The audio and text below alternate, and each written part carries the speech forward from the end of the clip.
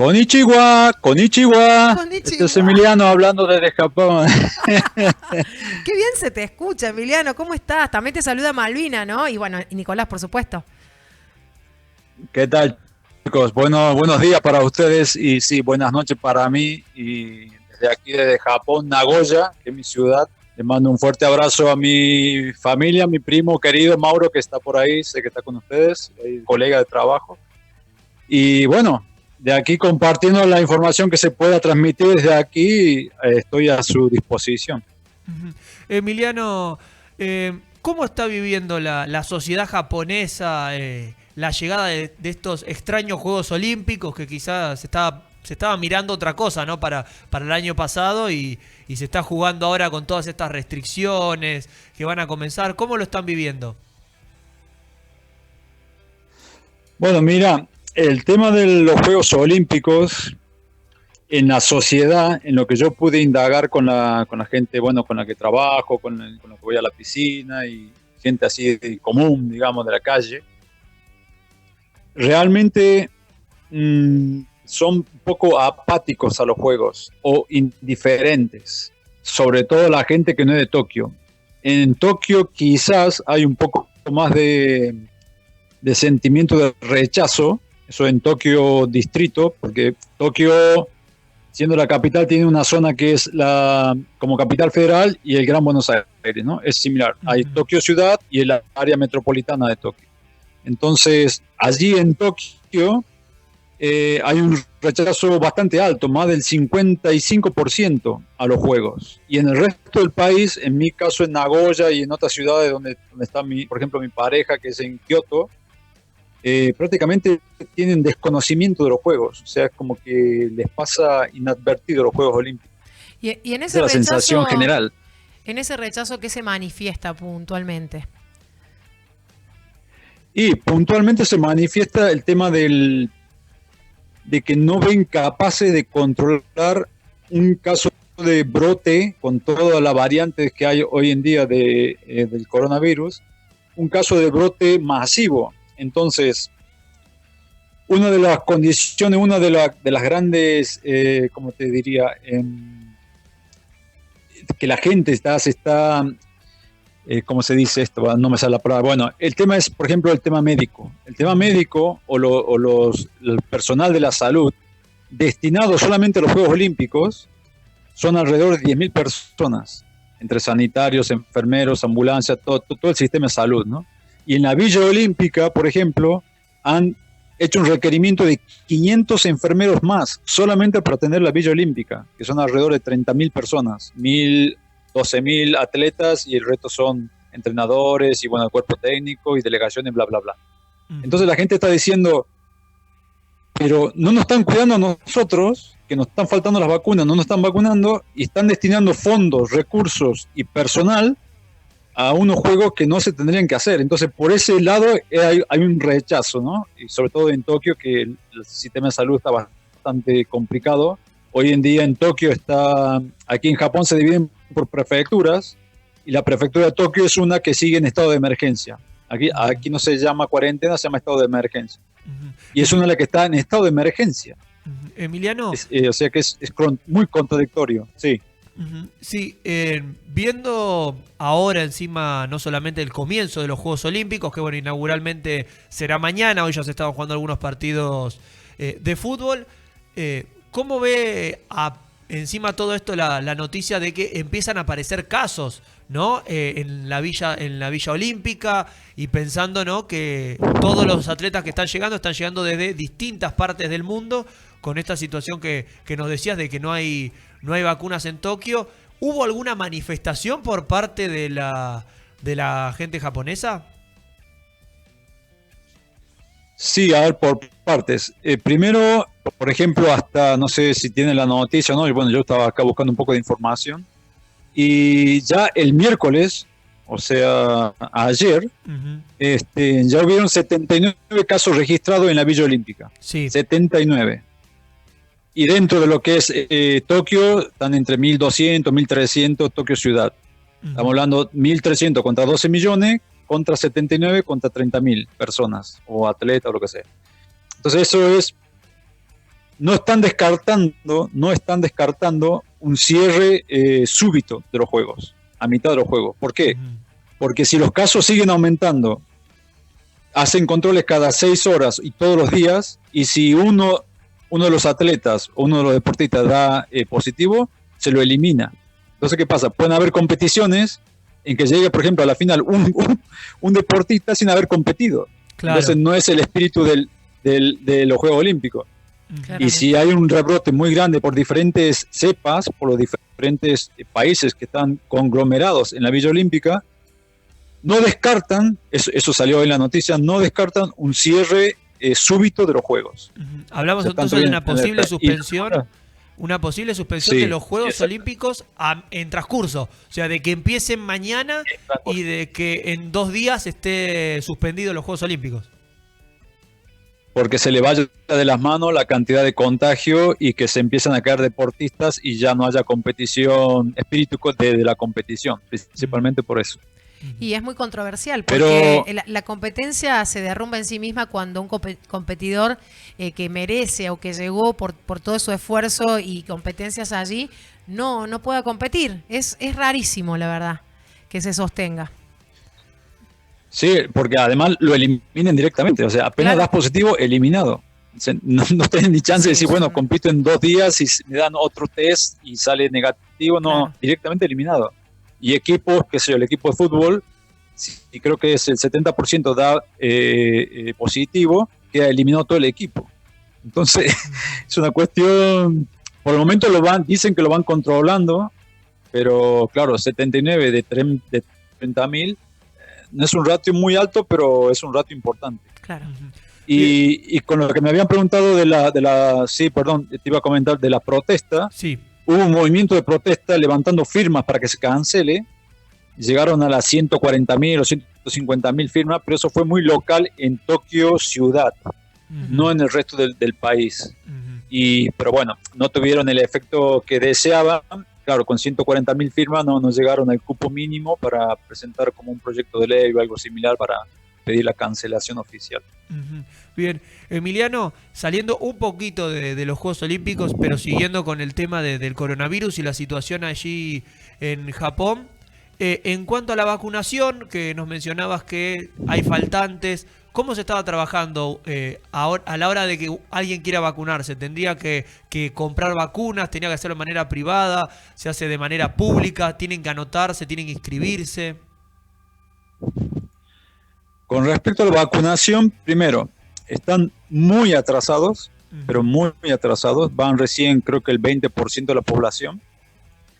La vacunación te la proporciona el Estado, pero es un procedimiento de que te mandan una carta, una letter a tu correo para que pidas cita. Y eso se hace de acuerdo en cada una de las provincias o prefecturas, se hace de acuerdo al rango de edad.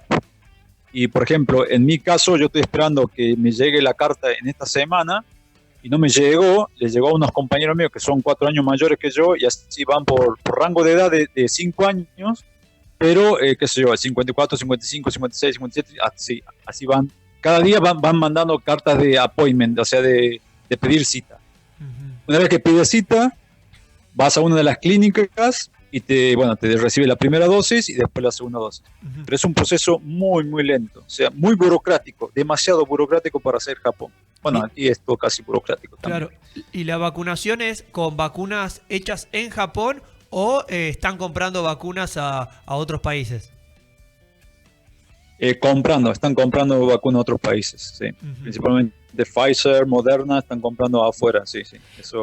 Ese fue un problema porque ellos querían hacer su propia vacuna y sus propios test con el prototipo japonés, o sea, con el prototipo de persona japonesa. Claro. Por eso que también se han retrasado, porque no aceptaban, entre comillas, los test a nivel mundial de las vacunas, hasta que se dieron cuenta, bueno, estamos retrasados y hay que hacer algo. Entonces, recién abrieron las puertas para entrar a vacunar de esa manera. Algo complicado, se entiende, en la sociedad japonesa porque más que nada la sociedad oriental están muy aferrados a lo que es suyo, ¿no? Cuesta un poquito a veces que ingresen cosas de afuera. Sobre todo el japonés. Sobre todo el japonés. No todo, obviamente, el que ha salido de Japón afuera y ha vivido, no sé, en Estados Unidos principalmente o en otros lugares, tiene un poquito más open mind, que se dice que la cabeza abierta, ¿no? Sí. Pero la media y un poco arriba, que ha vivido siempre en Japón, prácticamente no, es muy, muy japonés, muy nacionalista. Para que tengan una idea, yo el otro día estaba hablando con compañeros de la piscina de la pileta que voy a nadar, y son gente prácticamente de mi edad, y les pregunté cuánto hacían que estaban trabajando en la compañía que trabajan para Panasonic. Y me contestaron 32 años trabajando para Panasonic. Y yo no le podía creer, pero digo, ¿cómo que 32 años? Si en Europa, por lo general, uno va cambiando, 5 años va cambiando, es habitual. Me dice, no, aquí en Japón hay una tradición de que si entras a una empresa, te quedas en la empresa y te hagas propio de la empresa. Eso te da una idea de la magnitud de la cultura y de lo asociado con lo japonés. O sea, sí. Es algo muy arraigado. Y te quería hacer una última pregunta, justamente hablando un poco de lo que es la idiosincrasia. ¿Cómo han manejado la pandemia? Digo, ¿cómo responde la gente ante los protocolos, ante las medidas que hay que tomar para evitar los contagios? Bueno, en ese sentido son ejemplares, porque como tienen la disciplina y el rigor ya inculcados desde chicos, entonces la distancia, el barbijo, aquí el barbijo se llevaba casi siempre, ¿eh? El barbijo era una cosa ya, desde que yo llegué a Japón en el 2016, ya la gente siempre usaba barbijo, sobre todo en la época de invierno, y respeta mucho el tema del gel, la distancia social, no aglomerarse ni siquiera cuando se toma el metro o el subte y cosas así de ese estilo. En eso lo llevan, incluso no le hace falta que se lo impongan. Ellos mismos ya lo adoptan. Lo que le decía del estado de emergencia, es un estado de emergencia que no podés estar en la calle a partir de las 9 de la noche, se cierran los bares, se cierran todo, ¿no? A partir de las 9 de la noche. Y vos vas caminando a partir de las 9 de la noche y no hay nadie, es absolutamente nadie. Y no es que tenga que atacar la policía o el control y nada de eso, sino que la gente lo acepta y lo admite de esa manera. ¿Y ese estado el estado de emergencia, lo que le iba a decir? Sí. Sí. No, y te iba a preguntar, ¿hace cuánto que están estas medidas de cierre temprano? Obviamente que no era la costumbre habitual cerrar a las 9 de la noche. ¿Hace cuánto que lo viven de esa manera? Y tenemos esta segunda ola, comenzó a partir de marzo, comenzó lo que llaman la segunda ola, que se volvió al régimen de estado de emergencia. Sí.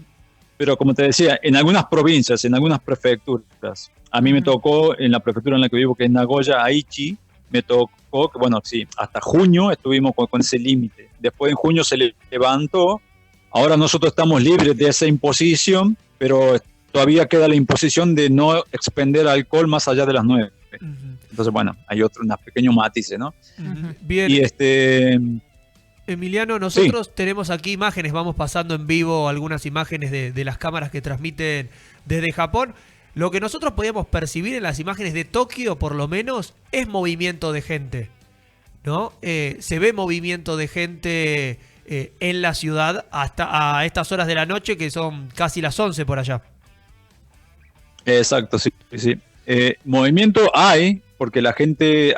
Hay un tema que el japonés por lo general trabaja hasta altas horas de la noche. Entonces, cuando tiene que volver a casa, bueno, sí, vuelve sobre todo en Tokio, ¿no? Que es una ciudad mega city, ¿no?